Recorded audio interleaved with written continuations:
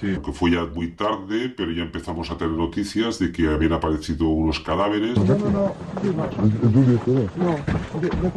cerca de Catarroja y empezamos a pensar que, bueno, que ahí estaba pasando algo muy raro. Y ahí, bueno, a partir de ese momento nos pusimos y aquella noche ya no dormimos, nos dedicamos a trabajar.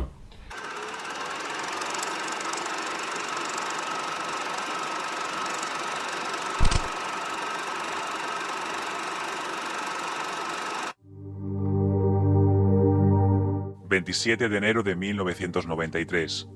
Tras 75 días de desaparición, los cuerpos de las 3 adolescentes son hallados en un paraje conocido como La Romana. La crueldad del triple asesinato golpea a los investigadores. Bueno, fue una investigación muy dura, que movilizó a todas las fuerzas y cuerpos de seguridad del Estado. De hecho, se detuvo Miquel Ricard inmediatamente y después inició la operación para buscar a Antonio Anglés.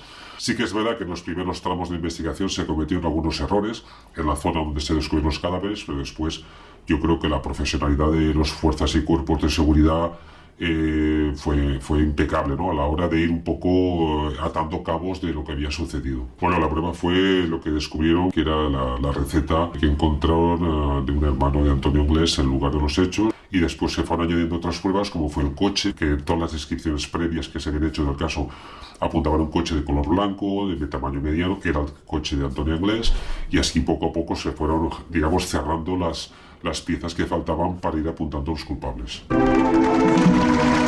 El pequeño pueblo de Alcácer se convierte en un plató de televisión donde se retransmite minuto a minuto la tragedia. Bueno, Alcácer quedó consternada y las familias ya vimos cómo estaban con aquel famoso programa de Nieves Herreros que hizo en Antena 3, que se trajo a todas las familias y convirtió el dolor de las familias en un espectáculo pornográfico, ¿no? Todo esto amplificado por los medios de comunicación audiovisuales que en aquellas fechas encontraron en el caso Alcácer un alimento ideal para generar sensacionalismo. Y este caso tenía todos los ingredientes: 3 adolescentes, raptadas, torturadas, violadas, asesinadas, 2 delincuentes, la ruta al bacalao, la noche, el miedo a salir, las hipótesis que se generaron alrededor, que alimentaron estas televisiones, especialmente el programa de Pepe Navarro, Esta noche cruzamos al Mississippi. Y esto nunca había sucedido en España, esto era totalmente una novedad, y esto ayudó muchísimo a generar un morbo hacia este crimen que alimentó grandes audiencias. Hubo un crimen, un triple crimen, pero hubo un caso Alcácer mediático. Y eso fue lo que, de alguna manera, contaminó terriblemente el caso Alcácer. Los juicios paralelos en las diferentes televisiones ayudaron a fomentar la creencia de teorías alternativas. Bueno, el mayor bulo que se fomentó fue el de que las 3 niñas Alcácer habían sido víctimas de una trama con personajes políticos importantes en España en esos años, una trama de snuff movies, que son esas películas en las que se ve como una mujer o un hombre lo torturan y lo matan y se graba para consumo privado de algunos depravados, ¿no?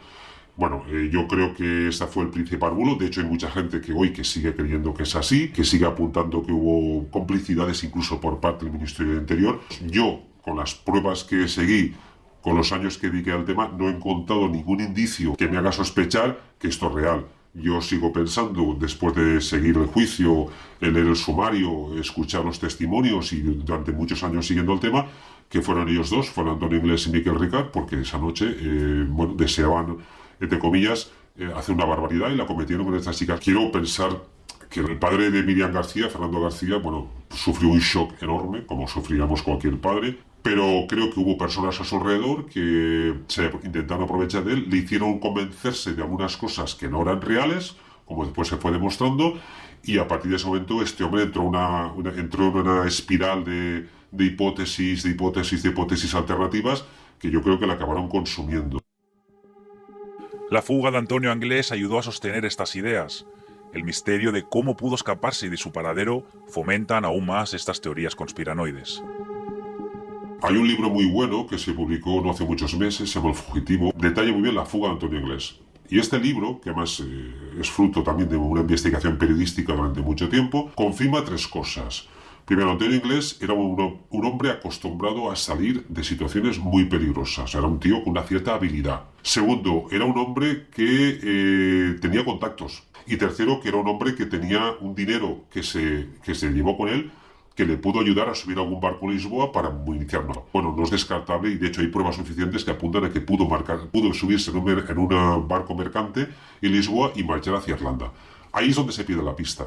Bueno, yo, adelanto va camino. Los que vivimos al que es Alcácer, los que lo vivimos en primera persona durante tanto tiempo y que lo cubrimos informativamente de principio a fin, siempre podemos decir que fue una pesadilla, ¿no? Y además de una pesadilla es que nunca lo olvidaremos, ¿no? Porque tratar en aquel caso de cerca cada día con tantas informaciones, tanta tragedia, tanto drama, tantos personajes, pues bueno, te genera mucha angustia. Bueno, yo nunca lo olvidaré el caso Alcácer.